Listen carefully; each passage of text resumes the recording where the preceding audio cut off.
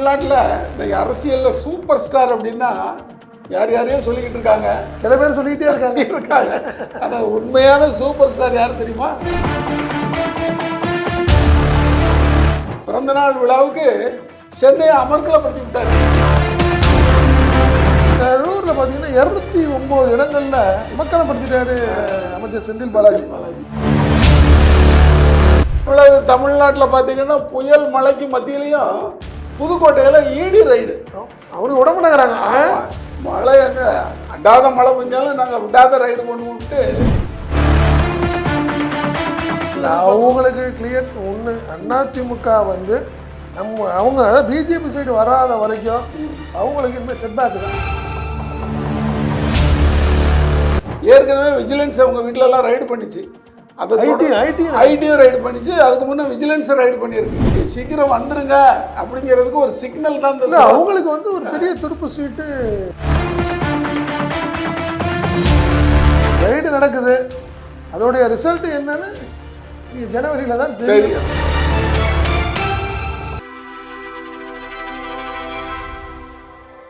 அனைவருக்கும் வணக்கம். வணக்கம். தமிழ்நாட்டில் இந்த அரசியலில் சூப்பர் ஸ்டார் அப்படின்னா யார் யாரையும் சொல்லிக்கிட்டு இருக்காங்க, சில பேர் சொல்லிக்கிட்டே இருக்காங்க. ஆனால் உண்மையான சூப்பர் ஸ்டார் யார் தெரியுமா? உதயநிதி ஸ்டாலின். அவர் தான் சினிமாவோட அரசியலில் ரொம்ப சொல்லிக்கிறாரு.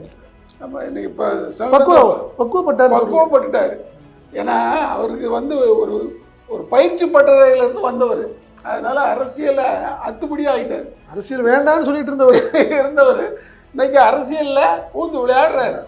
பார்த்தீங்கன்னா பிறந்தநாள் விழாவுக்கு சென்னையை அமர்க்கலப்படுத்தி விட்டார். இவர் வந்து எதுவுமே வேண்டான்னு தான் சொன்னார். இப்போ என் பிறந்தநாள் எதுவுமே கொண்டாடாதீங்கன்னாரு. ஆனால் தொண்டர்கள் விடலை, சென்னையே அமர்க்கலப்பட்டு குமிஞ்சிட்டாங்க. புயலுக்கே பார்க்கல, எல்லாம் வந்துட்டு அடமலையிலையும் தொண்டர்கள் மழை பெருமழையாகி போச்சு. கிராண்டா கொண்டாடி விட்டாரு. 10,000 பேருக்கு பிரியாணி போட்டதா.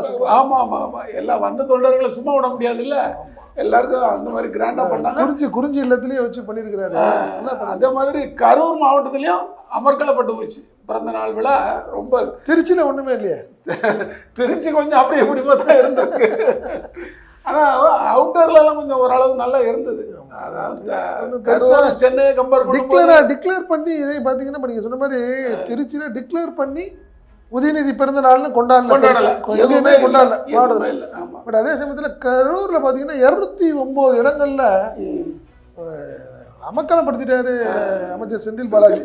அதில் என்னென்னா ஒவ்வொரு ஏற்கனவே முன்னாடியே ஃபிக்ஸ் பண்ணி கொடுத்துட்டாரு இடங்கள்லாம். 209 இடங்களும் ஃபிக்ஸ் பண்ணி நிகழ்ச்சிகள்லாம் சொல்லிட்டாரு. அந்த 209 இடங்கள்ல நடந்த நிகழ்ச்சிகளையும் ஃபோட்டோ அனுப்புங்கன்னு சொல்லி எல்லாத்தையும் வெரிஃபை பண்ணியிருக்காரு. உண்மையிலேயே நடந்துச்சா? சரி சரி. நம்ம ஆளுங்க டாங்கன்னு வாசல்லே நின்று 4 பேருக்கு கேசரி கொடுத்துட்டு எஸ்கே போயிடுவாங்க. 100 பேருக்கு வழங்கப்பட்டதுன்னு செய்தியை போட்டுவாங்க. அண்டா மட்டும் பெருசா இருக்கும், உள்ளுக்குள்ள சின்ன கிண்ணம் தான் இருக்கும். அந்த மாதிரிலாம் இருந்துடும். பட் இப்போ இல்லை. இவர் என்ன பண்ணிட்டாரு, தெளிவா அன்னதானம் என்ன, அதே மாதிரி புத்தகம், உடைகள் எல்லாமே பண்ணியிருக்கிறாங்க. ரொம்ப பிரம்மாண்டமாக பண்ணியிருக்கிறாங்க. இதை என்னென்னா உளவுத்துறை ஒவ்வொரு மாவட்டத்துலேயும் எப்படி கொண்டாடினாங்க அப்படிங்கிறத அவங்களும் வழக்கமாக செய்கிற மாதிரி ரிப்போர்ட்டெல்லாம் போட்டுருக்குறாங்க. சில இடங்கள்லாம் செய்யவே இல்லை. ஏன் செய்யலை, இல்லை வேறு எது இன்ஸ்ட்ரக்ஷனானு தெரியல. ஏன்னா சில மாவட்டங்களில் இருக்குல்ல, தலைவரை மட்டும் கொண்டாடுறது, தலைவர் பையனை கொண்டாடுறது இல்லைன்னு ஒரு சூழ்நிலை இருக்கு. அந்த மாதிரி சில இடங்கள்ல இருக்குது.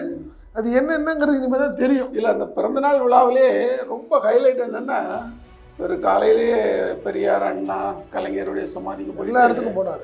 அன்பழகன் வீட்டுக்கு போயிருக்காரு. அன்பழகன் வீட்டுக்கு போய் பழைய பொதுச் செயலாளராக இருந்தாலும், ஏன்னா அப்பாவை வளர்த்து விட்டவர்கள் அவர் தான். அதனால் அங்கேயும் போய் அவருடைய படத்துக்கு மாலை அணிவிச்சு மரியாதை பண்ணிட்டு வந்திருக்காரு. எதிர்பாராத ஒரு நிகழ்வு என்னன்னா, துரைமுருகன் வந்து வாழ்த்தினார். அதில் என்னென்னா, இப்போ நீங்கள் ஒரு சீனியர் தான், துரைமுருகன் பொதுச்செயலாளர் தான். ஆனால் என்னென்னா இன்னைக்கு அவருக்கு வந்து அடுத்த புரோட்டோகால் பிரச்சனை என்னன்னா துணை முதல்வர். ஸோ துணை முதல்வருங்கிறதுனால அவர் என்ன பண்ணிட்டாரு, இங்கே மட்டும் போயிட்டு குறிஞ்சிக்கு வந்துட்டாரு. அதுக்கப்புறம் துரைமுருகன் கிளம்பி அவர் ஒரு 12:30 மணி போல தான் வந்து பார்த்துருக்கிறாரு. பார்த்து வாழ்த்து தெரிவிச்சிருக்காரு. என்ன அதில் வந்து ஒன்றும் செய்ய முடியாது. இனிமேல் அடுத்த கட்டத்தில் இல்லை, அதுவும் நல்ல ஒரு ஆமாம் திமுகவுக்கே உரிய ஒரு பண்பாடு தானே. இல்லாமல் இதில் என்ன பிறந்தநாள் அன்னைக்கு வந்து நம்ம சில பேர் வந்து வாழ்த்து சொல்கிறது ஒன்றும் தப்பு இல்லை. முடிச்சு ஜார்க்கண்ட் வர போயிட்டார். ஜார்க்கண்டுக்கு போய் அதாவது திமுக வந்து ஒரு காலத்துல ஒரு மாநில கட்சியா இருந்தது, இன்னைக்கு அகில இந்திய அரசியலை நிர்ணயிக்கக்கூடிய கட்சியா மாறி இருக்கு. இந்தியா கூட்டணியில் ஒரு மிகப்பெரிய ஒரு தூண் வந்து திமுக தான். அந்த அடிப்படையில் இப்போ அப்பாவுக்கு பதில் இவர் தான் ஆக்டிங்கா எல்லா இடத்துலையும் போயிட்டு இருக்காரு. கரெக்ட். ஜார்க்கண்ட்ல ஆனால் ஒரு விழா மேடையில் ஒரு சின்ன என்னைய பொறுத்த வரைக்கும் ஒரு சின்ன வருத்தம் என்னன்னா, ராகுல் காந்தியை போய் பார்க்குறாரு, மேடையில் இருக்கும்போது கை குலுக்கிறாரு, அவர் ஏதோ கண்டுக்கவே இல்லை, கண்டுக்காம அப்படியே உட்கார்ந்த மாதிரியே உட்காந்துக்கிட்டு. இப்ப பக்கத்துல இருக்கிறாரு கார்கே, அவர் உட்கார்ந்துக்கிட்டு அவர் சீனியர், அவருக்கு அதுதான் சரி. ஆனா ராகுல் வந்து எந்திரிச்சிருக்கணும், எந்திரிச்சு ஒரு சிரிப்பு சிரிச்சிருக்கலாம்.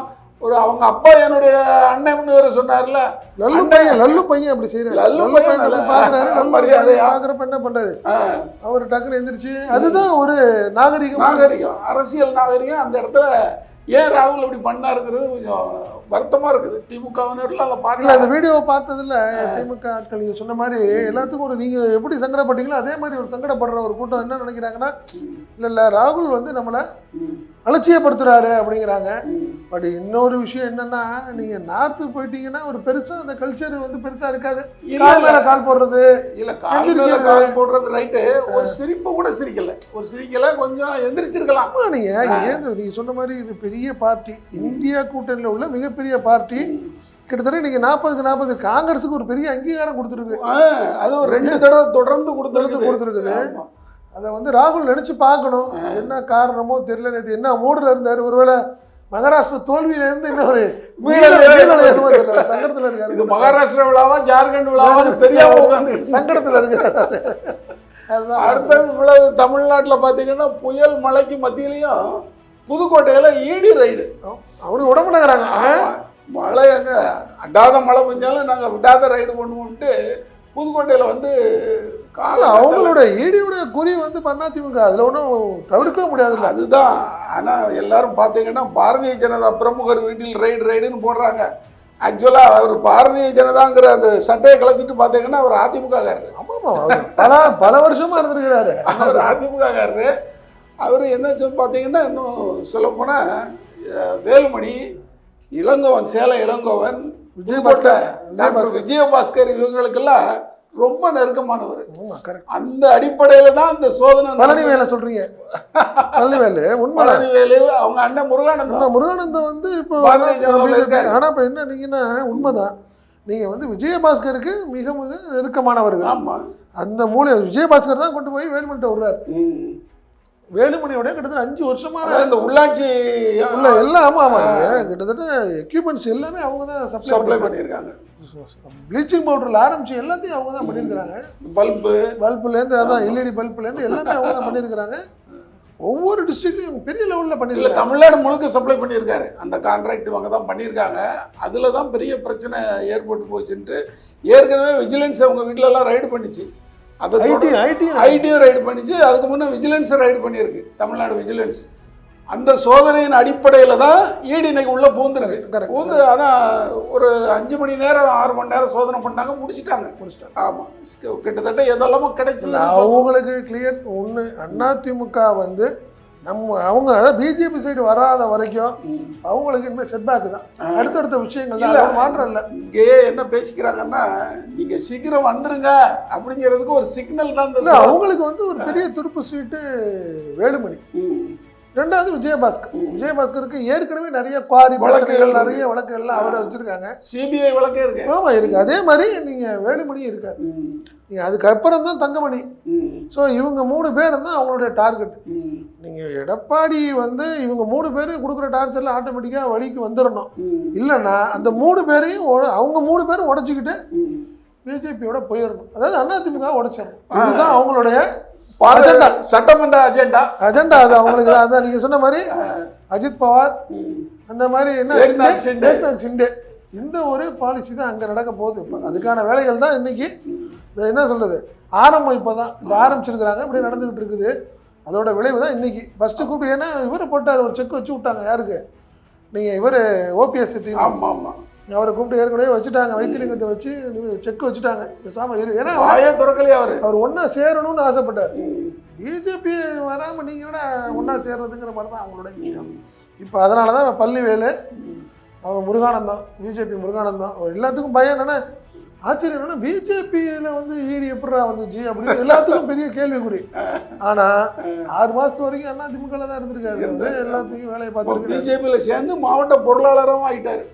பொருள் இருக்கவங்கள்ட்ட தானே பொருளாளர் ஆக முடியும், அதில் ஒன்றும் மாற்றம் இல்லை. அதனால் அவர் பொருளாளர் முருகானந்த் தான். அப்புறம் இன்னொரு திண்டுக்கல் ரத்தனம் மணல் அவங்க டீம். ஏன்னா இப்போ என்ன சொல்ல வர்றாங்கன்னா, இப்போ திருப்பவும் மணல் கான்ட்ராக்டு எல்லாத்துக்கும் வரப்போகுது, அதில் எஸ்ஆருக்கு தான் வரப்போகுது அப்படின்னு சொல்கிறாங்க. அந்த அடிப்படையில் பார்த்தீங்கன்னா ரத்தனமும் எஸ்ஆர் ஒன்று தான், ஒரே தான். ஸோ அதனால் அது வந்து ஒரு காஷனாக கூட இருக்கலாம். யாருக்கு?